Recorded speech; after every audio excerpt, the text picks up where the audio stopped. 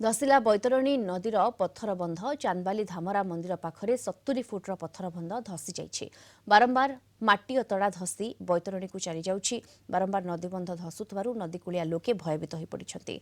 नदी कूलकू लागिथिबा धामरा और जागुला पंचायतर 12टी गाँवर लोके आतंकित अवस्था रहिछन्ति। गत 14 तारिख में धामराई मंदिर निकटरे प्राय 40 फुट बंध धसी जाइथिला। तुरंत बंध मरामती पई दाबी करिछन्ति लोके। पिला अवस्था देखा नदी कूल बहुत थिला। वर्तमान नदी कूल बहुत खाईगला आ फी वर्ष भी खाऊँगी प्राय गोटे गोटे चैन खाई हिसाब से जो मैंने पत्थर कंट्राक्टर नौ कंट्राक्टर मैंने पत्थर पकाउं ठीक भाव पत्थर पड़ूनी छोट छोट पत्थर पकाउं ताकू भी शो करंट टाणी नहीं पड़ थिला बोधे 1.5 एकर 2 एकर जगह अड़ारे थिला से सब खाई आम घर पर्यंत चली आइलानी कूल ठेकीगला गोटे गोटे धसन होउची तो 25 फुट 30 फुट ना धसन हो जाउची। आ सार से बंध पाखरे गोटे धसन होइची 50-60 फुट खंड धसन होइची। से मु गाँ लोक को बहुत लोक कहलिनी जे आसी टे देख बंध घुसारी नहीं जीवो पानी पशिबो लुणा पानी आ से कथा आम 10 जन कही साइलुनी कह हाँ हाँ देखा ये करवा।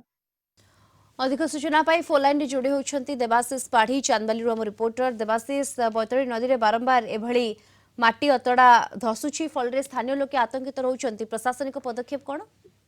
निहत विषय देखते जो धामरा मुहाण को लगी जो नदी बंधटे अच्छी धामरार बैतरणी नदी बंध या पूर्व से माटी अतड़ा धसीला गत काली पाखापाखि 50 फुट लंबर पत्थर बंध धसिकी बैतरणी नदी की चली जाइए।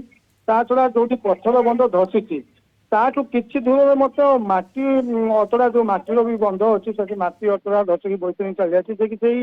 जो बैतरणी बंध उपर 2 गोटी पंचायत लोक निर्भर करती तेणु से पंचायत जो लोक मैंने नदी कूल को लगी जो घर अच्छी से भयभीत हो पड़ती तो बारंबार प्रशासन को जनाऊँ गोटे स्थायी मरामती कि प्रशासन तरफ केवल अस्थायी मरामती चलती। पाखापाखि 2 वर्ष तले पत्थर प्याकिंग कराइला जो पत्थर प्याकिंग कराई नदी बंध सुदृढ़ीकरण कार्य सरकार तरफ कराइला बाद गत काली से पत्थर बंध धसी जाइए। जेहेतु से बंगोपसागर निकटवर्ती धामरा मुहाण पाखर से बंध तेणु जो स्रोत प्रबल स्रोत अच्छी जुआर आ भट्टा समय अत्याधिक जो पानी आसूची जुआर समय जो पानी छाड़ी जाऊँगी से टाइम बंधु माटी अतड़ा कहतु पत्थर बंध कहतु धसुची। तो ग्रामवासी मैंने पाखापाखि 2 सप्ताह तले लिखित अभियोग करते जल संपद विभाग पाखे कि जो बंध कड़े यार स्थायी समाधान करा जाऊ। जल संपद विभाग जे कनिष्ठ व्यक्ति अच्छे आम मत सहित आज फोन पे कथा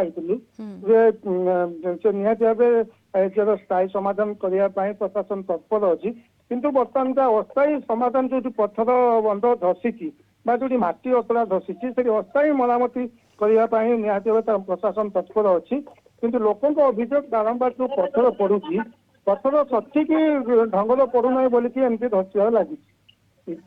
बिल्कुल निहाती भाव में ये जो पत्थर धसुची देवाशीष बड़ कथा केतेटी गाँव लोके एथिपाई प्रभावित होउछन्ति?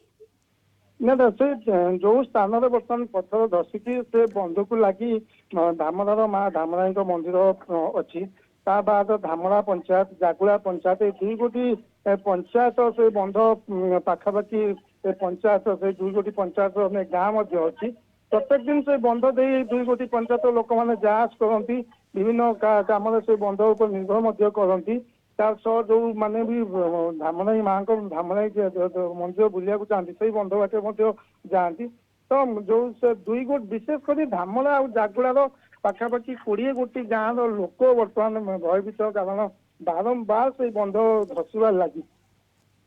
बिल्कुल बारंबार ये बंध धसबार लगी प्रशासनिक पदक्षेप आखिदृशिया पदक्षेप वर्तमान पर्यंत स्थायी भाव में किसी अस्थायी भाव में एठी समाधान करा किंतु पुणी पत्थर धसवा घटना सामना को आसुची। धन्यवाद आपनका तमाम सूचना पाई।